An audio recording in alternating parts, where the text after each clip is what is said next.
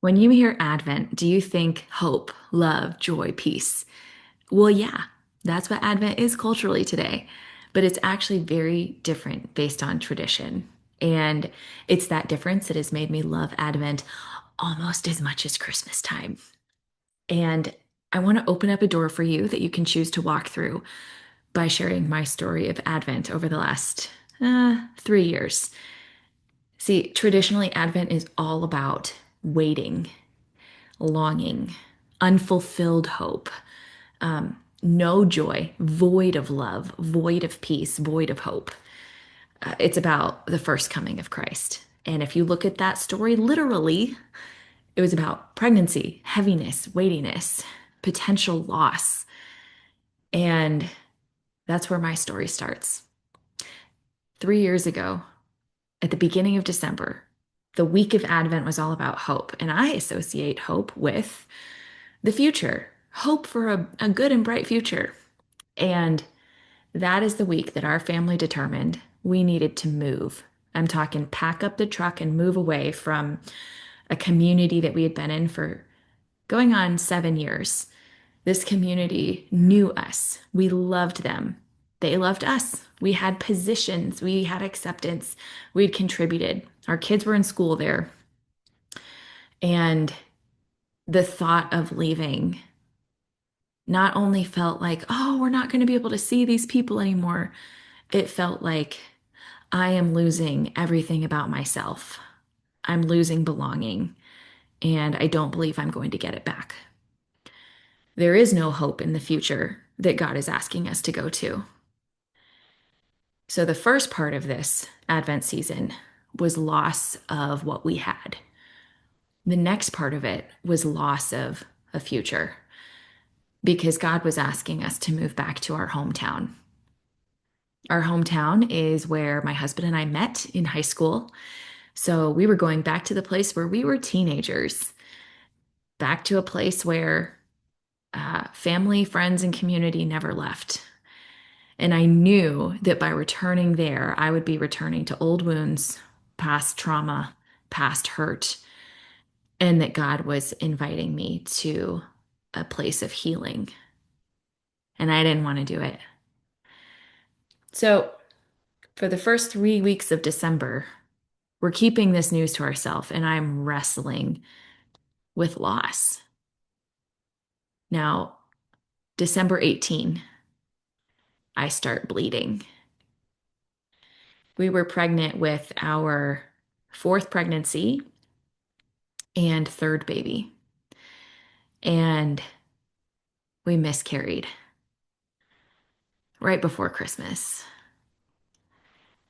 And the hardship of that parallel timing, hearing about Mary's new life and birth of Jesus, the end of pregnancy, bringing something good, and then realizing my pregnancy did not lead to something good. Not to mention the amount of hormones that go through you, putting you in a place of grief. It was insurmountable. And when Christmas came, our Christmas break started December 24th. It was just the tip of grief for me. And that is what I remember. I don't remember Christmas or joy or relief. I remember Advent. I remember loss in many ways, and I remember grief. Now, fast forward to the next year. So, 2023. We've moved.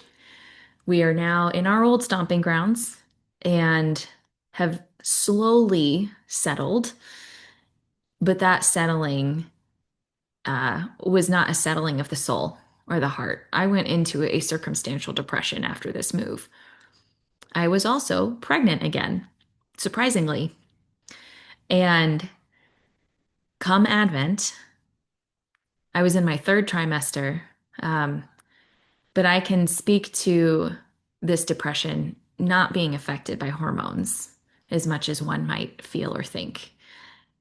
This circumstantial depression was um, around loss of identity, loss of community, and having fallen into a belief that I will never be who I hoped to be again.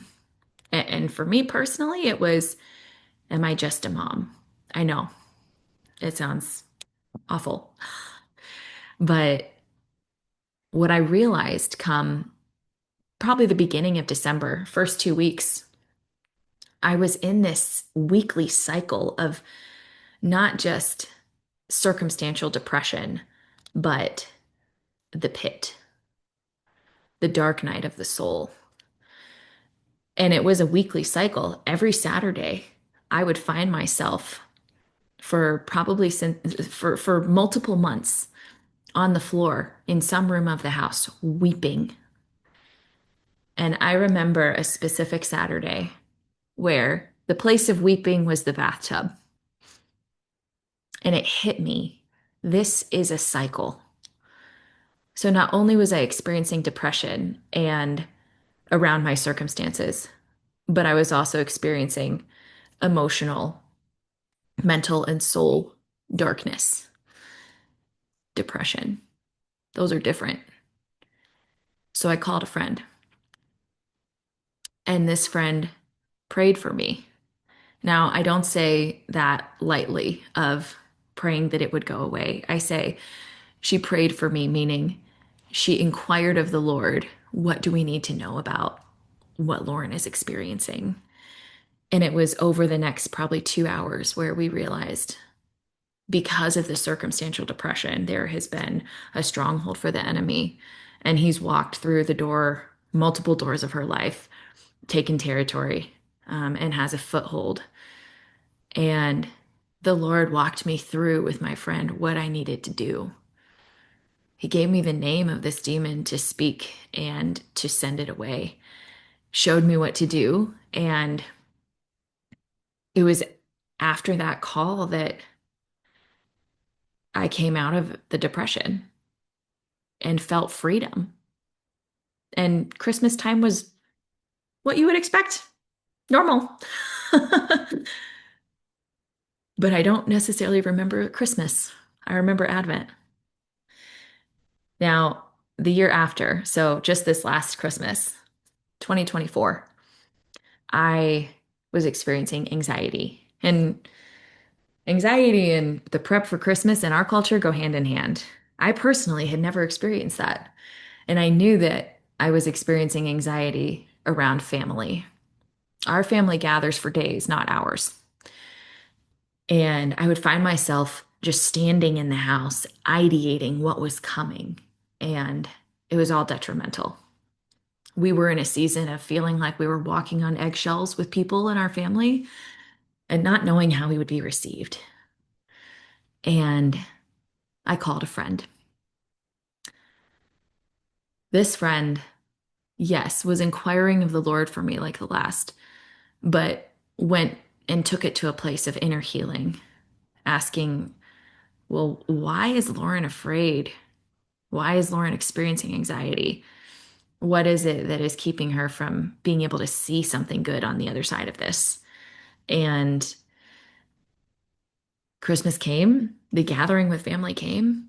And what I do remember are specific moments and conversations of overcoming that I had ideated would go poorly or blow up. But instead, they were moments of, wow, that went well. That went better than expected. That went like great. And those are moments that I am hoping to create in this new year. I am wanting to create experiences and encounters of overcoming and breakthrough for people who are in the midst of Advent, longing, waiting, hoping, unfulfilled hope, a lack of love, or void complete of love in your life. And if you would like to experience Advent the way that I've described it, engaging with the elements of longing and waiting, I've created an experience that you can download. It's one that I did here with people in my own space, and I'd invite you to download it and go through the questions and reflections with someone. Christmas is a week and a half away, and it's not too late to be honest about where you are now. and experience some breakthrough and some realization. So you can get that at the link below. The link below will lead you to a vision of mine for this next year. It's where I'll be gathering people for these workshops, experiences, and encounters with Jesus, breakthrough, um, healing. And if you want to be part of that, they're going to happen once a month. Um, I'd love for you to join. Hey, until Christmas, I hope that you're able to engage with Advent wholly and truly.